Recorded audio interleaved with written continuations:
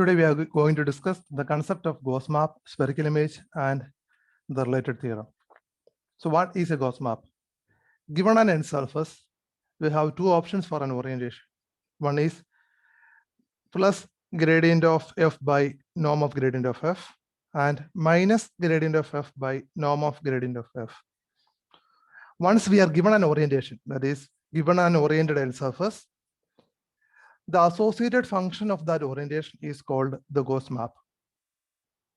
And the range of Gauss map is called spherical image of that end surface, oriented end surface. And we have a result which says that if an end surface, oriented end surface is compact, then its spherical image is going to be the entire end sphere, or we can say that it's Gauss map. The Gauss map of a compact oriented end sphere is surjective. So what is the importance of compactness? If we take an end plane, in Rn plus 1, then at each point, its orientation is either a unit vector upward or a unit vector downward. Once we fix the orientation, at all the points, the orientation is a unit vector, a constant unit vector. So orientation is a constant function, which is V. Therefore, the range of Gauss map or the spherical image of that oriented end plane is a singleton set, which contains only one point on that end sphere. And this is a counter example for non-compact oriented end surfaces. So for non-compact oriented end surfaces, the spherical image could shrink to a single point. And for compact end surface, oriented end surfaces, it is going to be the entire end sphere. To start with the proof, we take a point on that end sphere, and we prove that for any vector v in Sn, there exists a point P on S such that n of P is equal to V. To find such a point P, we start with a real valued function g from Rn plus 1 to R, defined by g of P is equal to P dot V. And we restrict this function g to the end surface. Since end surface is compact, g defined on compact set attains its extrema. Therefore, it has at least one point P at which g attains maximum, and there exists at least one point Q at which g attains its minimum value. And we also know that G inverse C are n planes parallel to V perp. And therefore, these points will look like this. So n planes parallel to V perp is the tangent space is going to be the tangent plane at P. And that is because it should touch at one point. This n plane should touch surface at one point to have extrema value. Okay, at least one point it should touch. So this is the point at which this n planes we have a wave vector V, and we take the n planes perpendicular to V, and there is a point at which it touches surface, and there is, from the other extreme, there is a point at which it touches this surface. So we call these points P and Q. And we clearly know that PV. Okay, we know that P is a vector at P, and gradient of that vector by Lagrange multiplier theorem. If G attains its extrema, then gradient of G is going to be a scalar multiple of gradient of F. Therefore, from this result, from Lagrange multiplier theorem, we can say that n of P, that is the Gauss map of P, is going to be either plus or minus V, and Gauss map of n of Q is going to be plus or minus V. So lambda is a real value. Norm is a positive value. Okay, lambda could be either positive or negative. So this lambda into norm of gradient of F is going to be a real value, which is plus or minus 1. Okay, which is going to be plus or minus V. So the next step is that if we can construct a continuous path alpha from 0, 1 to Rn plus 1 such that alpha 0 is P, alpha 1 is Q. That is a path from P to Q, and which never touches surface S in between. That is alpha T does not belong to S in between 0 and 1. If it doesn't touch S in between, and we also take two other assumptions, alpha dot of 0. The velocity vector at 0 and the velocity vector at 1 is going to be V. If we are able to construct such a function alpha, then we can show that n of p not equal to n of q. This part will come in step 3, how we do this thing. So in step 2, what we are going to do is we are going to construct a function alpha satisfying these 5 conditions: alpha 0 p, alpha 1 q, alpha dot of 0, velocity vector at 0 pv, velocity vector at 1 qv, and alpha t never touches s in between. So this is our aim. So we are going to construct an alpha. To construct alpha, what we do is, since surface S is compact, S is bounded. Therefore, we can construct an n-sphere containing this surface. It never touches surface S. It's properly containing S. So S1, we call this n surface S1. Now what we do is, from P, we move in the direction of V and we touch S1 at some point. And from Q, we move in the direction of V or minus V and touch S in the direction of S1 at one point. And thus we get 3 paths from P to a point on S1, then Q to a point at S1, then a path between these 2 points on S1. So once we construct these 3 paths, we can combine them and construct a new path: alpha 1, alpha 3, and alpha 2. We will combine these 3 paths and we will construct a path alpha, which has n points. It starts from P, ends at Q, and nowhere in between it is going to touch S. So what we do is, we take a partition of 0, 1. This is quite different from the text. I have simplified some variables to make it look easier. Okay. So I have partitions closed interval 0, 1 into 0x, y1. Now we have closed interval 0x, closed interval xy, closed interval y1. I define alpha 1 on closed interval 0x, and alpha 2 on closed interval y1, and alpha 3 on closed interval xy. And what I will do in the end is, I will combine them. I will define alpha using alpha 1 in the portion 0x, alpha 3 in the portion xy, and alpha 2 in the portion y1. Okay, in that partition. So I have 3 partitions, and these are the functions. These are the paths that will define this final path alpha. So alpha 1 is going to be alpha 1 of t is equal to p plus tv. Therefore, at 0 it is going to be p, and at x it is going to be p plus xv.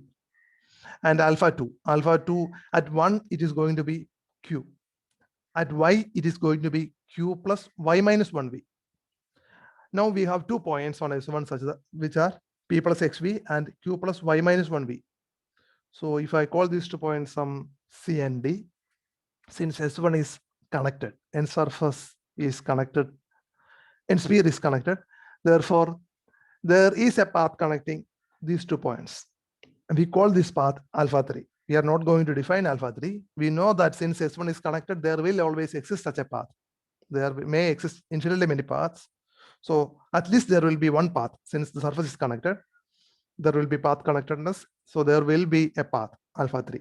We take this path alpha 3 for our proof. And we combine these 3 paths, alpha 1, alpha 3, and alpha 2, to get alpha. So remember that we are not going to define alpha 3. We don't need that definition. It exists, and the existence is sufficient for us for the time being. Now we have this path, alpha 1, alpha 3, alpha 2. All together we have alpha, and it never touches S. Now coming to the end part, we are going to show that n of p is not equal to n of q using the definition of alpha. So what is our context? We have taken an n surface S. So we already know that if S is an n surface, then there exists a function f such that S is equal to n inverse of C for some real value C. And I can rewrite. Then f of S is C, or if f of p equal to C, then p belongs to S. This is quite trivial actually. If there is a p which such that f of p equal to C and p does not belongs to S, then S is not equal to f inverse of C. Okay. So by the definition, it is clear that for every p in S, f of p is C. And we also saw that alpha of 0 is p, f of p is P belongs to S, therefore alpha, f of P is C. Again, alpha 1 is Q. Q belongs to S. Q is the point at which G reaches minimum value. Okay, Q is a point on S. Therefore, alpha 1 is Q. F of Q is again C. Alpha dot of 0. Alpha dot of 0 is nothing but alpha dot alpha 1 dot. Alpha 1 dot alpha 1 dot of 0. Alpha 1 dot is derivative d by dt of P plus TV. Derivative of P plus TV is nothing but V, the constant function V. Therefore, alpha 1 of 0 is alpha dot of 0 is V. Alpha dot of 1 is nothing but alpha 2 dot of 1. Alpha 2 is Q plus T minus 1V. Q plus d by dt of Q plus T minus 1V is nothing but V. Again, the constant function V. Therefore, alpha dot of 1 is again V. So we have satisfied the first 4 conditions, and also we know that it is not going to touch S by construction. We took a point at which we took an point of extrema P and Q, and we move outward, and we are going to touch the surface in sphere. Then we move along in sphere, which is properly containing surface, therefore not touching that surface. Okay, therefore this is never touching that. Alpha is never touching S other than at its endpoints. And what we do now is, by chain rule, we know that F composition alpha is a real valued function.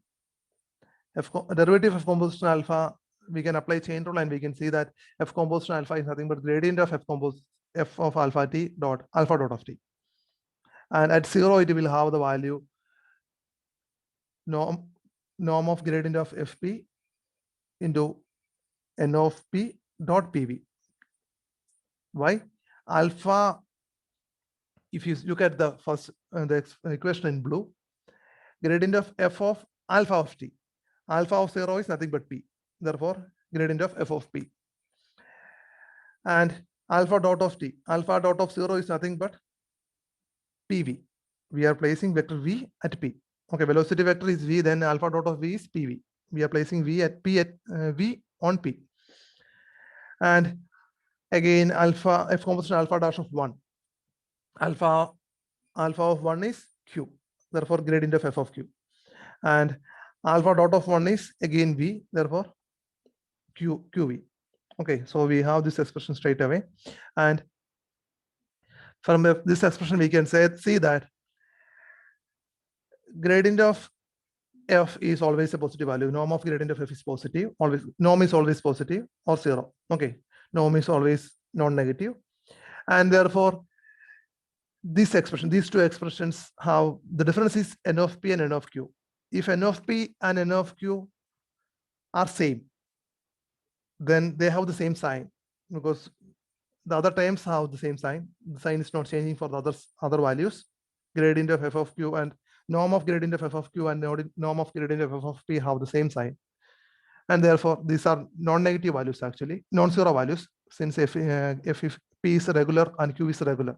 Every point on n surface will be regular with respect to F. Therefore, these are non-zero values, and norm is always positive.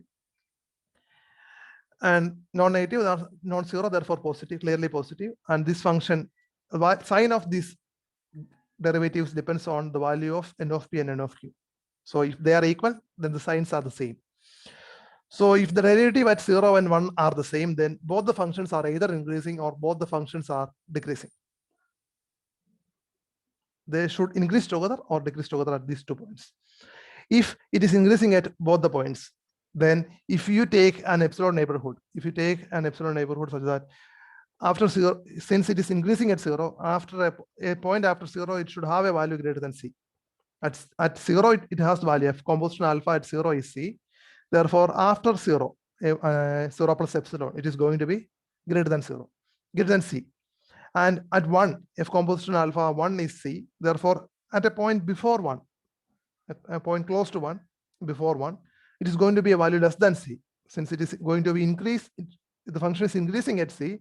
Therefore, it should be increasing in a small neighborhood epsilon, in a small epsilon neighborhood of 1. So we have 2 points in open interval 0, 1. Okay, epsilon and 1 minus epsilon, at which F composition alpha is greater than C and less than C. So in between these 2 points, F composition alpha should reach the value C by intermediate value theorem. F composition alpha is a continuous real valued function and has values minus some value greater than C and less than C. And therefore, in between these 2 points, there should be a point at which it is equal to C. We call that point T. Therefore, at T, F composition alpha is C by intermediate value theorem. If composition alpha T is C, then alpha T is F inverse of C, and therefore alpha T belongs to the surface S, which is a contradiction. So this is not possible. And if you take the other case, if it is decreasing, then at epsilon it is going to be less than C, and 1 minus epsilon is going to be greater than C. Again, we have in between a point T at which it reaches C, and the same proof. At T, alpha T is going to be a point in that end surface, which is a contradiction, because we have constructed alpha such that alpha T is not going to touch S in between 0 and 1.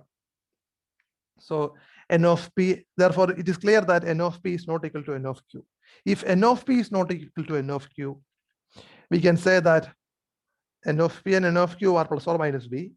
So N of P is not equal to N of Q means they are of different sign. One of them is plus B and the other one is minus B. Then what we can say is that at least one of them is B. N of P is V or N of Q is V. If N of P is V, then we have a point P on surface S such that N of P is equal to V. If N of Q is equal to V, then we have a point Q on surface such that N of Q is equal to V. So